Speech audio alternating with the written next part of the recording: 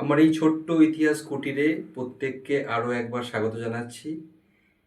এই স্বাগতম জানিয়ে আমি নতুন আরেকটি বইয়ের পুঙ্খানুপুঙ্খ আলোচনা শুরু করছি। তা আজকেও একটি গুরুত্বপূর্ণ বা খুবই গুরুত্বপূর্ণ একটি বইয়ের আলোচনা নিয়ে আজকে আমরা আসতে চলেছি, এবং সেই বইটি এতটাই গুরুত্বপূর্ণ যে না আলোচনা করলেই নয়। খুবই গুরুত্বপূর্ণ একটি বই নিয়ে আজকে আমরা চলে আসছি, এবং এই বইটি শুধুমাত্র ইতিহাস জানা ছাত্রছাত্রীদের জন্য নয়, আপামর সমগ্র সমরুচি সম্পন্ন মানুষই কিন্তু এই বইটিকে পড়তে পারেন। এবং এই বইটি হলো বিতর্কিত দেশনায়ক, সৌম্য বসু মহাশয় লেখক। এবং আমরা দেখতেই পাচ্ছি এটি নেতাজি সুভাষচন্দ্র বসুর ছবি, এবং এই নেতাজি সুভাষচন্দ্র বসুর জীবনী সম্পর্কে বা তার রাজনৈতিক জীবন বা তার জীবন সম্পর্কে রচিত এই বইটি। বইটির নাম হচ্ছে বিতর্কিত দেশনায়ক, সুভাষচন্দ্র বসুর রাজনীতি 1921 থেকে 1941 খ্রিস্টাব্দ। তার নামটি শুনেই আমাদের কি মনে হচ্ছে? বিতর্কিত দেশনায়ক। অর্থাৎ এই বিতর্কিত দেশনায়ক পার্টিকুলার এই নামটির জন্য বইটি প্রকাশিত হওয়ার পূর্বে অনেকেই সোশ্যাল মিডিয়াতে একটি সমালোচনার ঝড় বয়ে গেছিল, কিন্তু বইটি প্রকাশিত হওয়ার সঙ্গে সঙ্গে পাঠকের হাতে যাওয়া মাত্রই সেই সমালোচনা কিন্তু নিমেষে স্তব্ধ হয়ে গেছিল। এতটাই শক্তি রাখে এই বইটি। সুতরাং আমরা দেখতে পাচ্ছি এই বিতর্কিত দেশনায়ক বইটি শুধুমাত্র সুভাষচন্দ্র বসু সম্পর্কে বই নয়, আর 5টা বইয়ের মতো। এতদিন আমরা যে সমস্ত লেখকের সুভাষচন্দ্র বসু সম্পর্কিত বই পড়েছি, সেই বইগুলো প্রত্যেকটাই ব্যক্তি পূজা, বীর পূজা, এবং নেতাজি সুভাষচন্দ্র বসুকে ভগবানের আসনে বসিয়ে রাখার প্রচেষ্টায় গুরুত্বপূর্ণ স্থান পেয়েছে। কিন্তু উনিও তো রক্ত মাংসে করা মানুষ, উনিও ভুল করেন, উনিও আরও ভুল ত্রুটি হয়, তিনিও রাজনৈতিক জীবনে কোণঠাসা হয়ে পড়েন, দলাদলিতে অংশগ্রহণ করেন। এই বিষয়গুলো কিন্তু সম্যকভাবে এড়িয়ে গেছেন সেই সমস্ত লেখকেরা। অর্থাৎ যদি আমরা দেখি সুভাষচন্দ্র বসু সম্পর্কে 2টি জীবনের কথা আমরা জানতে পারি, তো ওনার জীবনের 2টি সময় পর্বের কথা আমরা জানতে পারি, 2টি কাল পর্বের কথা।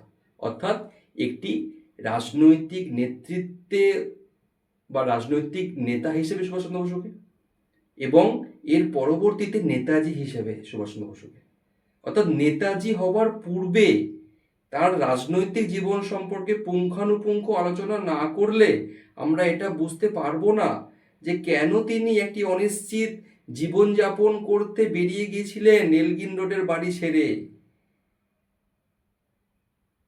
হঠাৎ করে কেন?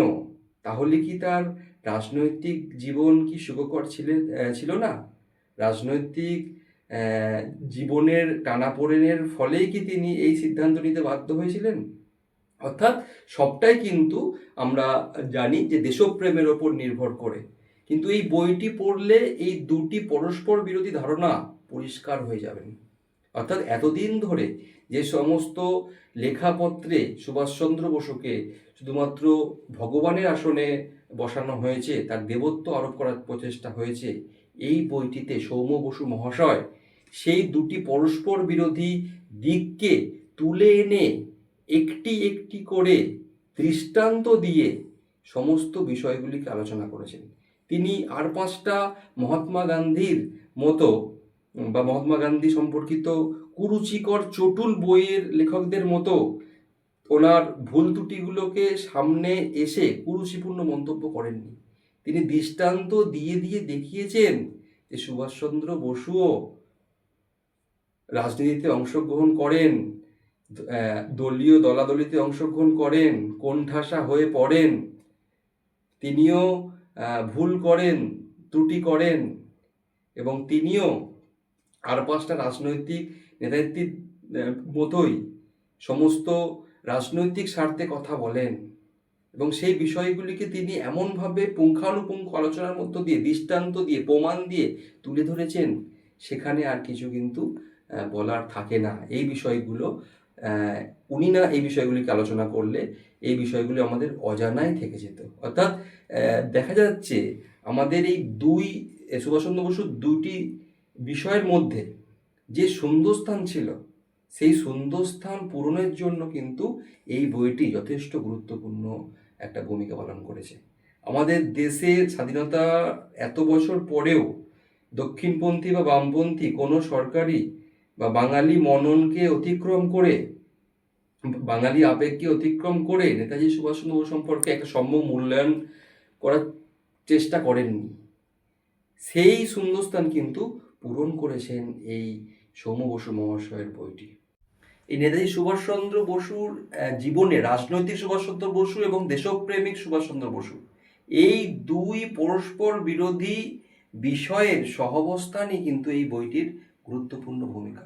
অর্থাৎ অন্যান্য লেখকেরা একটা সুখপাঠ্য বই তৈরি করার উদ্দেশ্যে কিন্তু এই রাজনৈতিক টানাপোড়েনের বিষয়টি সম্পূর্ণভাবে এড়িয়ে গেছে।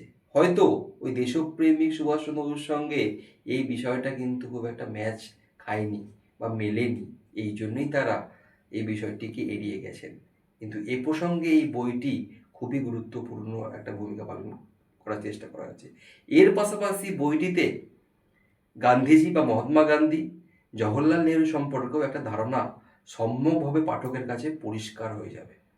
এছাড়া সুভাষচন্দ্র বসু সম্পর্কে পুঙ্খানুপুঙ্খ আলোচনা কিন্তু এখানে রয়েছে। তিনি কিভাবে দেশবন্ধু চিত্তরঞ্জন দাসের সান্নিধ্যে এলেন, সেখান থেকে কীভাবে রাজনীতিতে অংশগ্রহণ করলেন, দেশপ্রেমের কাজে তিনি কিভাবে দেশের কাজে ঝাঁপিয়ে পড়লেন এবং শেষ পর্যন্ত এই দেশকে স্বাধীন করার জন্য কেনই বা তিনি রাজনীতির জীবন ছেড়ে তিনি অনিশ্চিত জীবনযাপনের খোঁজে বেরিয়ে পড়লেন দেশ থেকে দেশান্তরে, সেটি সবটাই কিন্তু আমরা তার পুঙ্খানুপুঙ্খ আলোচনা এখানে পাব এবং সুভাষচন্দ্র বসুকে আরও ভালোভাবে জানতে সাহায্য করবে, আমাদেরকে ভালোভাবে চিনতে সাহায্য করবে।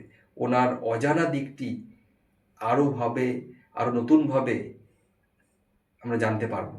সুতরাং এই বইটি প্রত্যেককে অবশ্যই একবার করে পড়া উচিত বলে আমি মনে করি। তাহলে বইটিকে আমরা দেখে নেব যে মূল বিষয়টা কি। বিতর্কিত দেশনায়ক সুভাষচন্দ্র বসুর রাজনীতি 1921 খ্রিস্টাব্দ থেকে 1941 খ্রিস্টাব্দ, লিখেছেন সৌম্য বসু মহাশয়। বইটি হার্ড বাইন্ডিং করা আছে, দেখুন। প্রচ্ছদে আছে নেতাজি সুভাষচন্দ্র বসুর একটি সুন্দর ছবি এবং বইটির প্রচ্ছদটি যথেষ্ট তাৎপর্যপূর্ণ।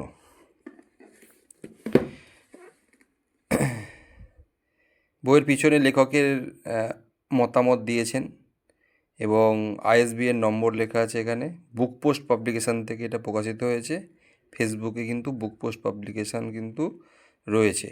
মূল্য 550 টাকা এবং এখানে ছাড় দিয়ে বইটি কিন্তু আপনারা সংগ্রহ করতে পারবেন।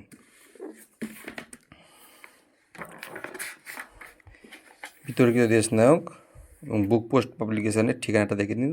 7 নবীনকুণ্ডু লেন, কলকাতা 7,00,009। ভারতের মহান স্বাধীনতা সংগ্রামের সৈনিকদেরকে বইটি উৎসর্গ করেছেন স্বয়ং লেখক। এটি হচ্ছে পাবলিকেশানের বা বুক পোস্ট পাবলিকেশানের এটি যোগাযোগ নম্বর এবং ঠিকানা।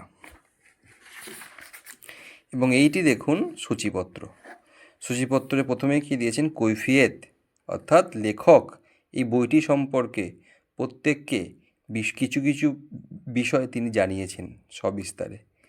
এরপর আছে প্রস্তুতি পর্ব, দেশবন্ধু সকাশে, এবং এখানেই দেখা যাচ্ছে যে কিভাবে দেশবন্ধু চিত্তরঞ্জন দাসের সংস্পর্শে নেতাজি সুভাষচন্দ্র আসছেন।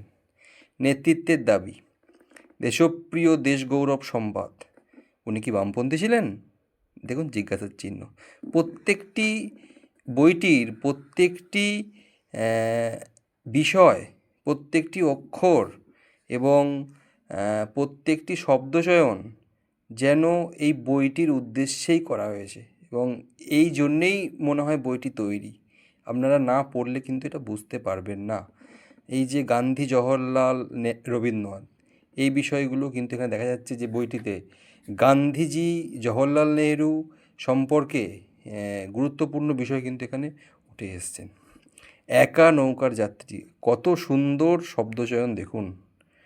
একা নৌকার যাত্রী, অর্থাৎ সুভাষচন্দ্র বসুকে কোন বিষয়ের মধ্যে দিয়ে যেতে হয়েছিল? 1940 ছায়া ঘনাইছে। এর পরবর্তীতে আমরা দেখতে পাবো যে উনি এলগিন রোডের বাড়ি ছেড়ে একটা অনিশ্চিত অনিয়ন্ত্রিত জীবনযাপনের খোঁজে শুধুমাত্র দেশপ্রেমেরকে পাথেয় করে, দেশপ্রেমকে মূলধন করে ভারতবর্ষের স্বাধীনতা ছিনিয়ে আনার জন্য দেশ বিদেশ দেশান্তর ঘটেছে। আমরা কজন বাড়ির সুখ স্বাচ্ছন্দ্য ছেড়ে দিয়ে আমরা যেতে পারবো দেশের স্বাধীনতা আনতে? তিনি কিন্তু করে দেখিয়েছেন। তারপরেরটাই দেখুন, পথ কোথা হে পথিক, অর্থাৎ এর যে থামবো কোথায় বা কোন পথ দিয়ে যাব, এত বড় একটা মহা নিষ্ক্রমণের পথ ধরে, অর্থাৎ তার যে মহান ত্যাগ তিতিক্ষা, সেটা কিন্তু লেখক বারে বারে এই বইতে আত্মসমর্পণ করে লিখেছেন এবং এদিক থেকে কিন্তু যথেষ্ট তাৎপর্যমণ্ডিত। এবং এছাড়া বইটিতে, এবার বইটিকে পুরোপুরি দেখে নিন। বইটির পেজ কোয়ালিটি খুবই সুন্দর, প্রচণ্ড সুন্দর, মোটা মোটা পেজ। প্রিন্টেড কোয়ালিটি খুব সুন্দর, প্রিন্টেড কোয়ালিটি খুব ভালো। আমি তেমন কোনো যে বানান ভুল আমি কিন্তু পাইনি, ঠিকঠাক আছে। এবং প্রতিটা চ্যাপ্টারের শেষে দেখুন কি সুন্দর সোর্স উল্লেখ করা আছে। গ্রন্থপঞ্জি দেখুন, রিচ গ্রন্থপঞ্জি কিন্তু এখানে কিন্তু করা আছে, সূত্র নির্দেশটা রিচ করা আছে পুঙ্খানুপুঙ্খভাবে, খুব সুন্দরভাবে করা আছে। এছাড়াও প্রত্যেকটা পাতা কিন্তু খুব সুন্দর এবং সাদা পাতার মধ্যে কিন্তু খুব সুন্দরভাবে প্রিন্টিং করা আছে।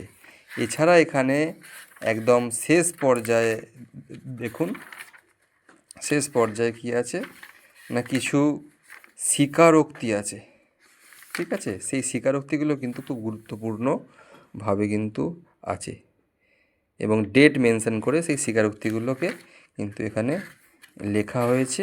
এছাড়াও সবথেকে বিষয় হচ্ছে যে এর সোর্সগুলোকে কিন্তু প্রতি চ্যাপ্টারের শেষে কিন্তু দেয়া হয়েছে।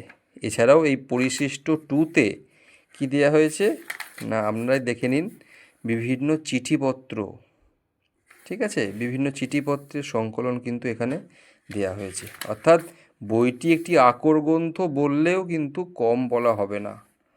এবং শ্রী সৌম বসু মহাশয়, যিনি বইটির লেখক, তিনি এতটা পরিশ্রম করে বইটি তৈরি করেছেন যে আর আমাদের মতো ছোটোখাটো পাঠক সেটা, তার যে পরিশ্রম কখনোই আমরা বুঝতে পারবো না, উপলব্ধিও করতে পারবো না। সুতরাং বইটি না পড়লে আপনারা কিন্তু অনেক কিছু কিন্তু মিস করবেন।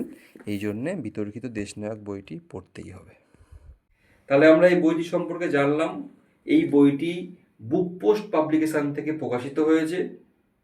কলকাতার কলেজ স্ট্রিটে প্রত্যেকটি দোকানে এই বইটি পাওয়া যাবে, বিভিন্ন স্টলেও পাওয়া যাবে। এছাড়া দেশ publication, advance book depot, new advance book depot, international, national প্রত্যেকটি দোকানেই পাওয়া যাবে। এবং এছাড়াও বুক পোস্ট পাবলিকেশনের কর্ণধর শ্রী অরূপ পাল মহাশয়, উনি ফেসবুকে আছেন, ওনার সঙ্গে ব্যক্তিগতভাবে যোগাযোগ করেও এই বইটি অর্ডার দিতে পারেন এবং বাড়িতেও কিন্তু এই বইটি অনলাইনের মাধ্যমে, কুরিয়ারের মাধ্যমে এটি কিন্তু পৌঁছে যেতে পারে।